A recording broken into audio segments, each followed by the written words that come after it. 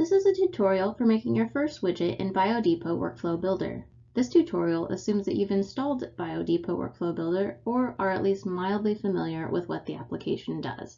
From here on out, we'll refer to Biodepot Workflow Builder as simply BWB.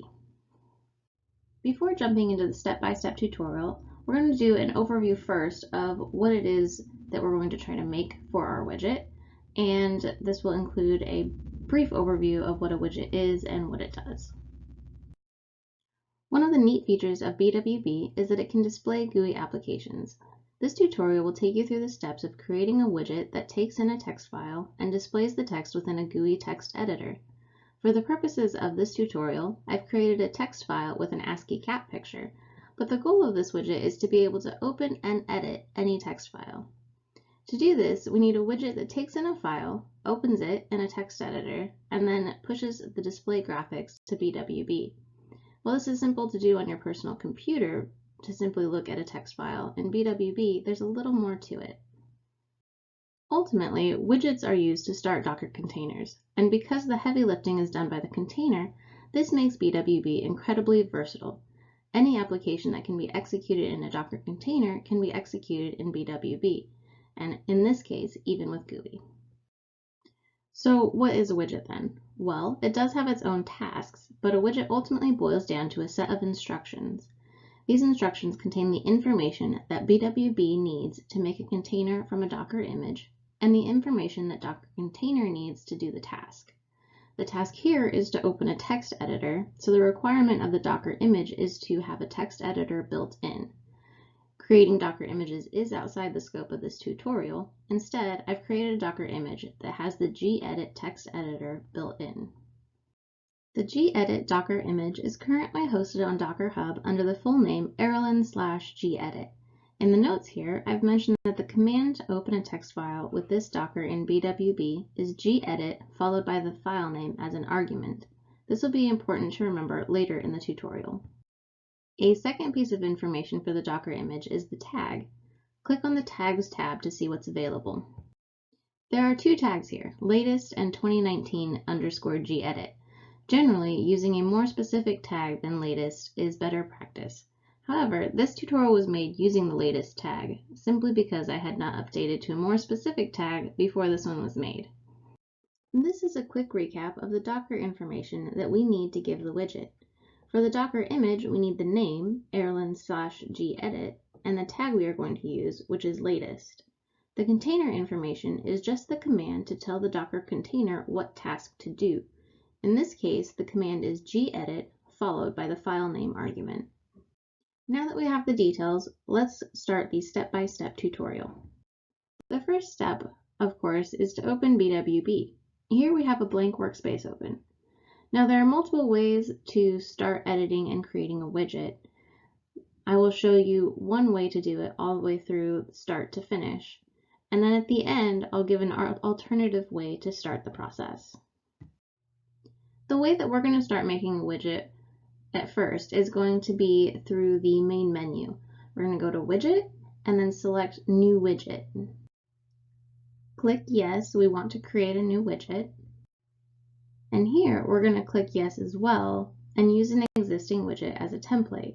It's not necessary to start from a template, but it can be easier simply because there are clues as to what should be where. From experience, I know that the existing file widget is pretty close to what is needed for the text widget. So we're going to navigate to this widget by going into the user directory. The only widget in this directory is the file widget, and we are simply going to choose this one to open as a template. Now we can name the widget whatever we like. Since this widget is supposed to open gedit text editor, I'm going to name it gedit.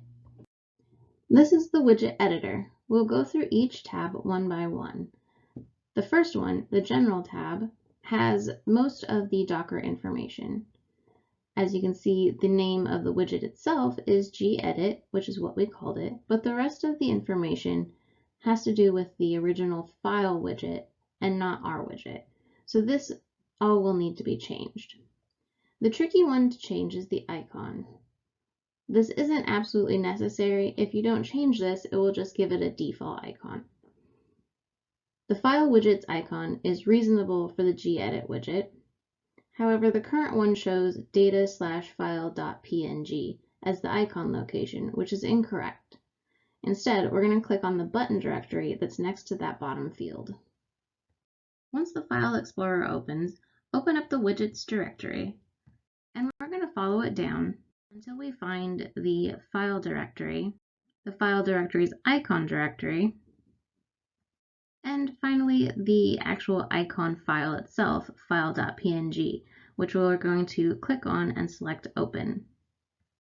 Now the icon field at the bottom shows the correct path for the file.png icon. I have also filled out the rest of the fields in the General tab, which we will go through one by one. The description field tells the user what the widget should do. In this case, the widget opens a text file in gedit. The Docker image name and Docker image tag are the information that we gathered earlier. The name is Erlen/gedit and the tag is latest. The priority for the original file widget was 10. For the purposes of this tutorial, the priority is unimportant and has been changed to 1 out of simple personal preference. The next tab is for the inputs to the widget. The file widget had a file input as a string. This is completely acceptable for the gedit widget since we need a file name as an argument. We can simply give the name of the file to open. The next tab is for the widget's outputs. Now this is a little confusing as we do have an output, so to speak, in that the widget should display the file. However, this widget is not expected to send anything on to a second widget. In this case, it means that we have no outputs. To remove this, we first need to click on the file in the large white box. And then we need to click on the X button in the bottom right of the tab. This will delete the output from the box. The Volumes tab is used to add any other volumes that the Docker needs access to. In general, leaving the Pass Current BWB Volumes to Container checked is adequate.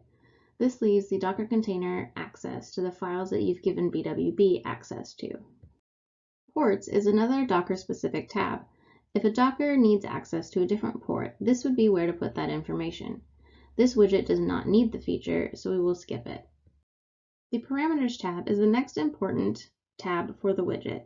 This should have the inputs and outputs defined. In our case, we have one input and no outputs. The file input is already in here because it existed in the template file widget. There are some fields to change here, however. The question is, what needs to be changed? In Docker Hub, the command stated was gedit and the file name as an argument. In our widget, file is going to represent filename.txt. There are no flags to set and is not an environment variable, which will be important to remember when we edit the definition. To be able to edit this parameter, we first need to select it from the box. Editing the parameter definition happens in the bottom section of the widget editor. Here, I've made the editor a little wider so that we can see the fields better. The name file needs to stay the same since this is the name that was given to the input variable on the Inputs tab. The label appears on the user interface for the widget and gives insight as to what's being requested. I added a label called text file to give a better idea of what's expected of the user.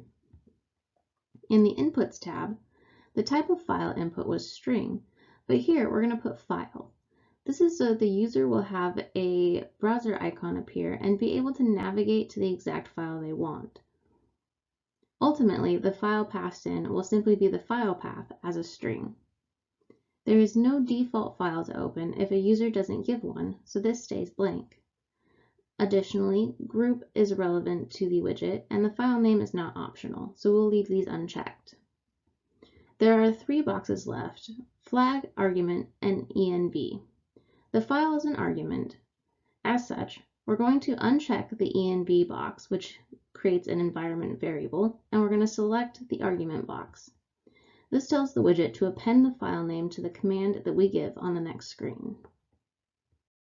Finally, click on the plus button to save the changes. And now you can see that the definition is updated within the window. The command tab is what the widget tells the Docker container to do. The file widget simply echoed the file name given.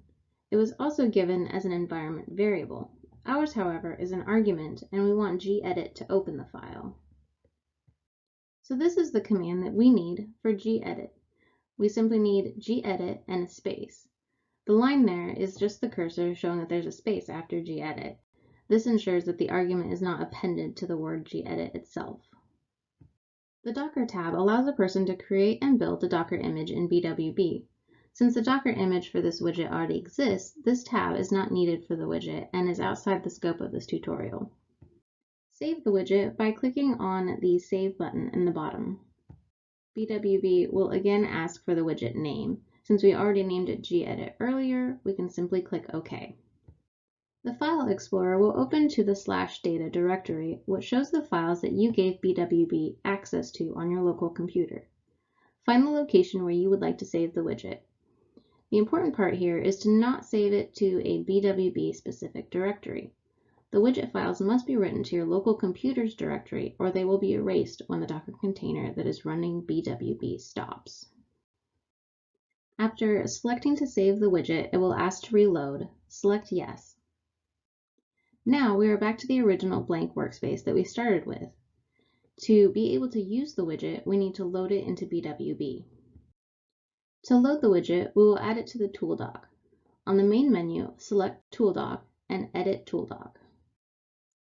There are many ways to edit the tool dock. However, we're only interested in this top row for now. On the left, it says Add Widget. Click on the folder button to pop open the File Explorer. This opens the widget directory, but this directory is in the BWB Docker container. The widget should be on your system, which can be accessed in the data directory. To get there, click on the up arrow at the top right of the window. This will take us up one directory. The data directory is within this home folder. Open it to access your computer's files. Then navigate to the location that you store the gedit widget in and choose it. Now that the widget directory is given, it's time to tell the editor which drawer to put the widget in. The drawers are on the left and divided into different categories such as utilities, user, scripting, etc. The widget can be placed in any of these drawers, but I'm going to choose the utilities drawer from the drop-down box. Finally, click the Add button. This pops up a message saying that the widget has been added. Click OK and BWB will reload itself. Now, the gedit widget appears in the Utilities tool dock. Note that this change only lasts until you close BWB.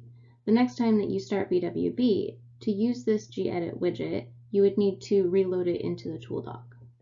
Clicking on the widget puts it in the workspace and allows it to be used. There is a dotted line on the left edge of the widget and none on the right edge. This signifies that there's one input and no output to this widget, which is expected since that's how we made it. Double-clicking the widget pops open the user interface. This is the place to enter the text file, and we can see that the label shows as text file.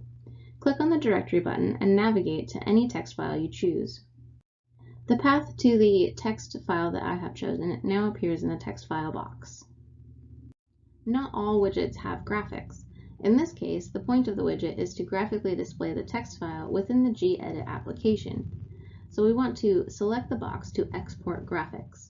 Finally, we will click the Start button. The widget will take a moment to spin up the Docker container, but then the gedit application will pop up in a window displaying the text file. Since gedit is a text editor, the file can be edited and saved back to your local machine. The one limitation is that the file is currently open. As such, saving the file will need to be under a different name. After closing the gedit window, the Docker container will shut down and the widget will display Finished under the title. So we've went over how to make a widget from start to finish. But next we're going to briefly go over an alternative way to start making a widget. I've restarted BWB. As you can see, the gedit widget is no longer in the Utilities tool dock. The first thing that we're going to do is open up the User tool dock. Then we will select the File widget to add it to the workspace. We're going to use this as our template widget just as we did before. Next, go to the main menu and select Save Workflow As. Give the workflow a unique name without spaces. In this case, I called it Workflow with gedit. The default directory is to save to /data, which is your local computer directory that BWB has access to. You can save the workflow to any folder within this directory. As before, make sure to not save the files to a BWB specific directory, or they'll be lost once the container running BWB stops. You can change the workflow color and icon if you like. The color changes the background color of the widgets, and the icon changes the image that shows up in the tool dock. Finally, we need to make sure that Merge All Widget Types is selected. This will copy all the files needed for the file widget into the workflow directory. Finally, select OK to save. After saving, BWB will reload. The workspace now displays the workflow name at the top, and the tool dock has an extra box with the workflow name. Opening the workflow box in the tool dock shows the one widget that was saved in the workflow, File. To finally start creating our own widget, we need to right-click on the widget and select Edit Widget. This brings us back to the widget editor. Here, we will click on Rename. Rename the widget and click OK. BWB will give a warning about renaming the widget since the workflow is using it. If we had two file widgets and only wanted to change one of them, this would be a problem since renaming and editing one widget will change both. However, since we're only using one file widget and we do want to edit it, select Yes. Then click OK on the confirmation message. Now that the name is changed, we are back to the same place we started at the beginning of the tutorial and can repeat the same steps to create the gedit widget. The benefit of starting a new widget this way is that you can add it to the tool dock by simply opening the workflow itself. On the main menu, select Load Workflow and navigate to it in the File Explorer. After opening, the workflow, complete with the gedit widget, will appear in the tool dock. And congratulations, you've now learned how to make a widget in BWB in 2 different ways.